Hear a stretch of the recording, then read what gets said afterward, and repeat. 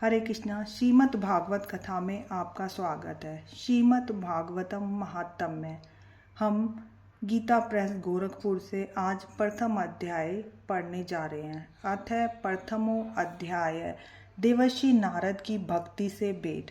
सच्चिदानंद भगवान श्री कृष्ण को नमस्कार करते हैं जो जगत की उत्पत्ति, स्थिति और विनाश हेतु तथा आध्यात्मिक, आदि दैविक और आदि भौतिक तीनों प्रकार के तापों का नाश करने वाला है।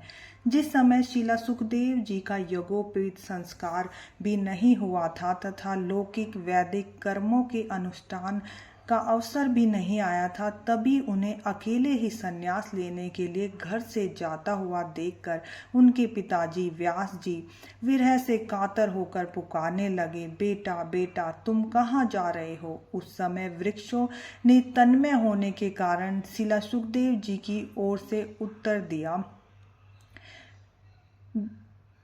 ऐसे सर्वभूत हृदय स्वरूप श्री सुखदेव मुनि को मैं नमस्कार करता हूँ।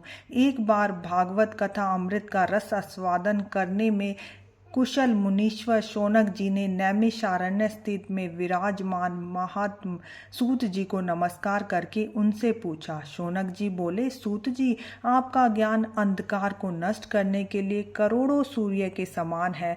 आप हमारे कानों के लिए रसायन अमृत स्वरूप सार गर्भित कथा कहिए। भक्ति, ज्ञान और वैराग्य से प्राप्त होने वाले महान विवेक की वृद्धि किस प्रकार होती है तथा वैष्णव लोग किस तरह से इस माया मोह से अपना पीछा छुड़ाते हैं। इस घोर कलयुग में जीव किस प्रकार आसुरी स्वभाव के हो गए हैं। विविध क्लेशों से आकंठ इन जीवों की शुद्धि बनने का सर्वश्रेष्ठ उपाय क्या है। सूत जी, आप हमें कोई ऐसा शाश्वत साधन बताइए जो सबसे अधिक कल्याणकारी तथा पवित्र करने वालों में भी पवित्र हो, जो भगवान श्री कृष्ण की प्राप्ति करा दे। चिंतामणि केवल लौकिक सुख दे सकता है और कल्प वृक्ष अधिक से अधिक स्वर्गीय सुख दे सकता है, परंतु गुरुदेव प्रसन्न होकर भगवान का योग दुर्लभ नित्य वैकुंठ धाम दे सकते हैं। सूत जी ने कहा, शौनक जी, तुम्हारे हृदय में भगवान का प्रेम है, इसलिए मैं विचार कर कि तुम्हें संपूर्ण सिद्धांतों का निष्कर्ष सुनाता हूँ, जो जन्म मृत्यु के भय का नाश करते हैं, जो भक्ति के प्रवाह को बढ़ाते हैं और भगवान श्री कृष्ण की प्रसन्नता का प्रधान कारण है। मैं तुम्हें वह साधन बताता हूँ, उसे सावधान होकर सुनो। सुखदेव जी ने कलयुग में जीवों के काल रूपी सर्प मुख से ग्रासित होने के त्रास का अत्यंत नाश करने के लिए श्रीमद् भागवत शास्त्र का प्रवचन किया। मन की शुद्धि के लिए इससे बढ़कर कोई साधन नहीं है। जब मनुष्य के जन्म जन्मांतर के पुण्यों का उदय होता है, तभी उसे इस भगवत शास्त्र की प्राप्ति होती है। जब सुखदेव जी राजा परीक्षित यह कथा सुनाने के लिए सभा में विराजमान हुए, तब देवता लोग उनके पास अमृत का कलश लेकर आए। देवता अपना काम बनाने में बड़े कुशल होते हैं, अतः यहाँ भी सबने सुखदेव मुनि को नमस्कार करके कहा, आप यह अमृत लेकर बदले में हमें कथा अमृत का दान दीजिए। इस प्रकार परस्पर अदला बदली हो जाने पर राजा परीक्षित अमृत पान करें और हम सब श्रीमद् भागवत अमृत का पान करेंगे। इस संसार में कहाँ कांच और कहाँ महामूल्य मणि और कहाँ सुधा और कहाँ कथा। सुखदेव जी ने यह सोचकर उस समय देवताओं की हंसी उड़ा दी। उन्होंने भक्ति शून्य जानकर कथा का दान नहीं किया। इस प्रकार श्रीमद् भागवत कथा देवताओं को भी दुर्लभ है। पूर्व काल में श्रीमद् भागवत के श्रवण से ही राजा परीक्षित की मुक्ति को देखकर ब्रह्मा जी को भी बड़ा आश्चर्य हुआ। उन्होंने सत्य लोक में तराजू बांधकर सब साधनों को तोला। अन्य सभी साधन तोल में हल्के पड़ गए। अपने महत्व के कारण भागवत ही सबसे भारी रहा। यह देखकर सभी ऋषियों को बड़ा विस्मय हुआ। उन्होंने कलयुग में इस भगवत शास्त्र को पढ़ने, सुनने, तत्कालीन मोक्ष देने वाला निश्चय किया। साप्ताहिक विधि से श्रवण करने पर यह निश्चित भक्ति प्रदान करता है। पूर्व काल में इसे दया प्राण सनक आदि देवर्षि नारद को सुनाया। यद्यपि देवर्षि पहले ब्रह्मा जी के मुख से इसका श्रवण कर लिया था, तथापि साप्ताहिक श्रवण विधि तो उन्हीं ने सनक आदि को बताई थी। सौनक जी ने पूछा, सांसारिक प्रपंच से मुक्ति एवं विचारशील नारद जी का सनक आदि तथा संयोग कहाँ हुआ? विधि विधान के श्रवण में उनकी प्रति कैसे हुई? सूत जी ने कहा, अब मैं तुम्हें वह भक्तिपूर्ण कथा सुनाता हूँ जो सुखदेव जी ने मुझे अपना अनन्य शिष्य जानकर एकांत में सुनाई थी। एक दिन विशालपुरी में चारों निर्मल ऋषि सत्संग के लिए आए थे। वहां उन्होंने नारद जी को देखा। सनक आदि ने पूछा, ब्रह्मा जी, आपका मुख उदास क्यों हो रहा है? आप चिंतातुर क्यों हैं? इतनी जल्दी जल्दी आप कहाँ जा रहे हैं और आपका आगमन कहाँ से हो रहा है? इस समय तो आप उस पुरुष के समान व्याकुल जान पड़ते हैं जिसका सारा धन लुट गया हो। आप जैसे आसक्ति रहित पुरुष के लिए यह उचित नहीं। इसका कारण बताइए। नारद जी ने कहा, मैं सर्वोत्तम लोक समझकर पृथ्वी में आया था। यहाँ पुष्कर, प्रयाग, काशी, गोदावरी, हरिद्वार, कुरुक्षेत्र, श्रीरंग और सेतुबंध आदि कई तीर्थों में मैंने इधर उधर विचार करता रहा, किंतु मुझे कहीं भी मन को संतोष देने वाली शांति नहीं मिली। इस समय अधर्म के सहायक कली युग ने सारे पृथ्वी को पीड़ित कर रखा है। मतलब नारद जी यहाँ पर बता रहे हैं कि मैं पृथ्वी लोक में हर जगह घूमा, यानी फिर भी हर जगह जो है कलयुग का ही पैर हो गए हैं। अब यहाँ पर सत्य, तपस्या, सोच यानी बाहरी पवित्रता, दया, दान कुछ भी नहीं है। बेचारे जीव अपना पेट पालने में लगे हुए हैं, असत्यभाषी, आलसी, मंद, बुद्धिहीन हो गए हैं। जो साधु संत कहे जाते वे तो पूरे पाखंडी हो गए हैं। देखने में तो विरक्त होते हैं किंतु स्त्री धन आदि सभी का परिग्रह करते हैं। घरों में स्त्रियों का राज्य है। साले सलाहकार बन गए हैं। लोभ से लोग कन्या का विक्रय करते हैं और स्त्री पुरुष में कलह मचा रहता है।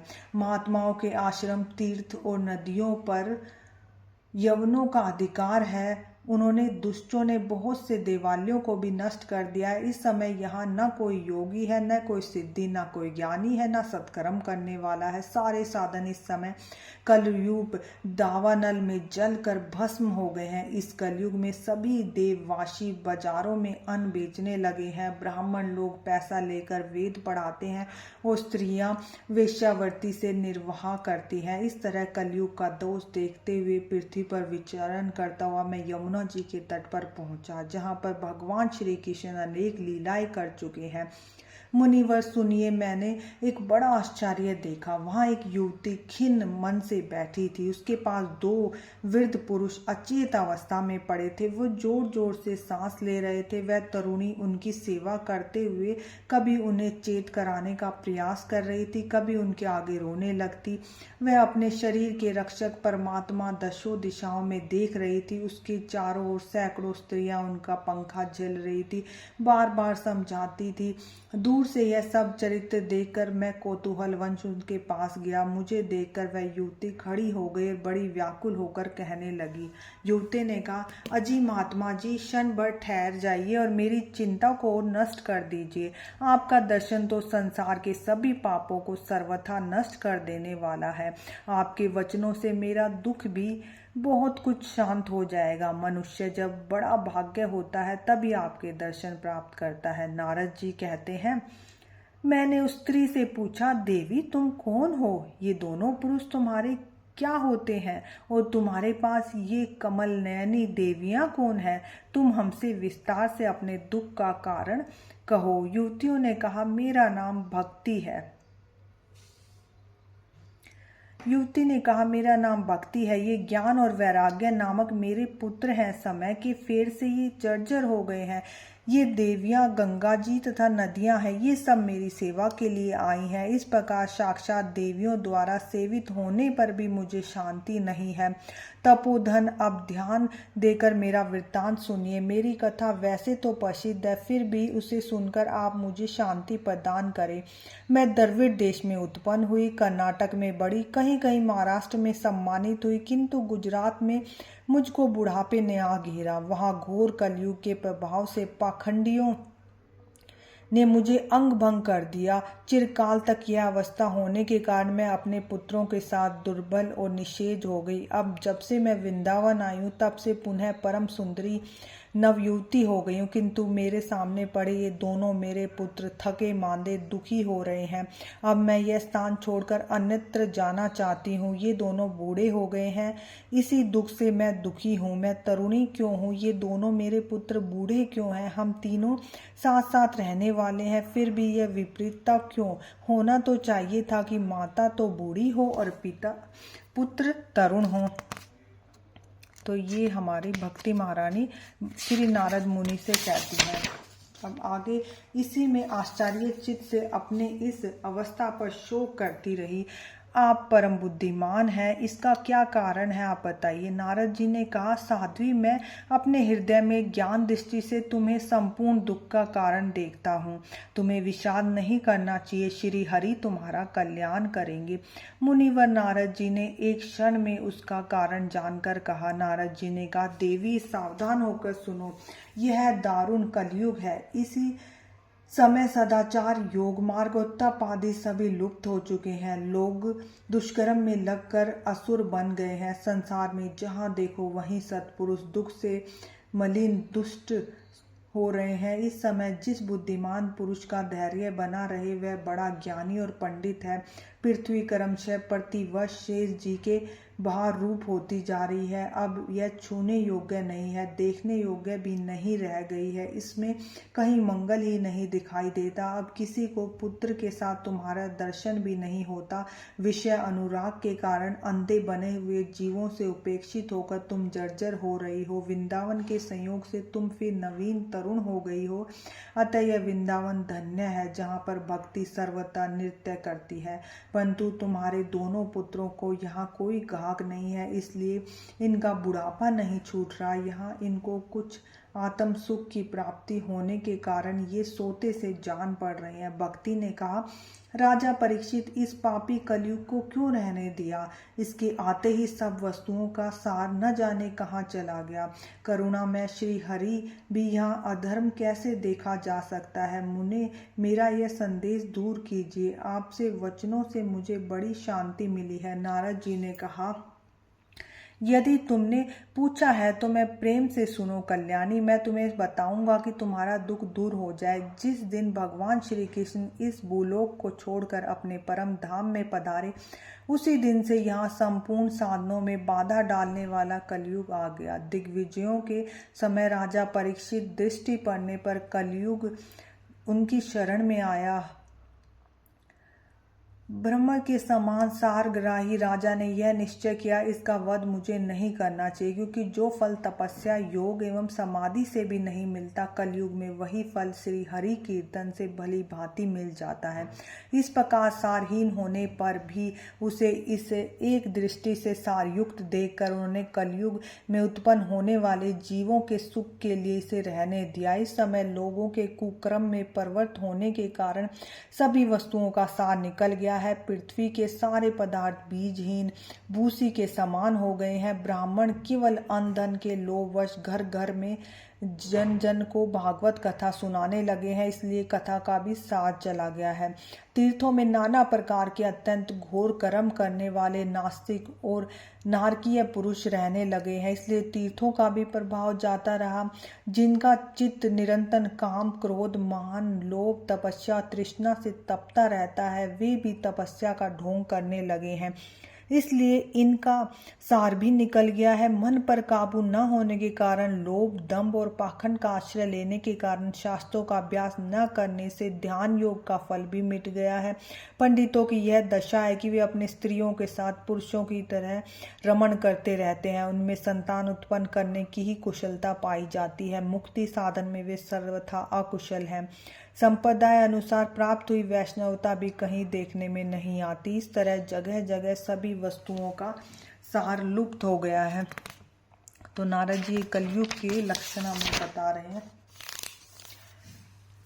यह तो इस युग का स्वभाव ही है, इसमें किसी का दोष नहीं। इससे पुंडरीकाक्षक भगवान बहुत समीप रहते हुए भी यह सब सह रहे हैं। सूत जी कहते हैं, शौनक जी, इस प्रकार देवर्षि नारद के वचन सुनकर भक्ति को बड़ा आश्चर्य हुआ। फिर उसने जो कुछ कहा उसे सुनिए। भक्ति ने कहा, देवर्षि आप धन्य हैं, मेरा बड़ा सौभाग्य था जो आपका समागम हुआ। संसार में साधुओं के दर्शन ही समस्त संयोग का परम कारण है। आपका केवल एक बार का उपदेश धारण करके कन्या कुमार प्रहलाद ने माया पर विजय प्राप्त की। ध्रुव ने भी आपकी कृपा से ध्रुव पद प्राप्त किया। आप सर्व मंगल और साक्षात ब्रह्मा जी के पुत्र हैं। मैं आपको सादर नमस्कार करती हूँ। इति श्री पद्म पुराणे उत्तरखंडे श्रीमद् भागवत महात्म्ये श्री नारद महागमो नामक प्रथमो अध्याय समाप्त। इस प्रकार यह प्रथम अध्याय का समापन हुआ। हरे कृष्णा। श्रीमद् भागवत महापुराण की जय। तो कल हम द्वितीय अध्याय करेंगे, भक्ति का दुख दूर करने के लिए नारद जी का उद्योग।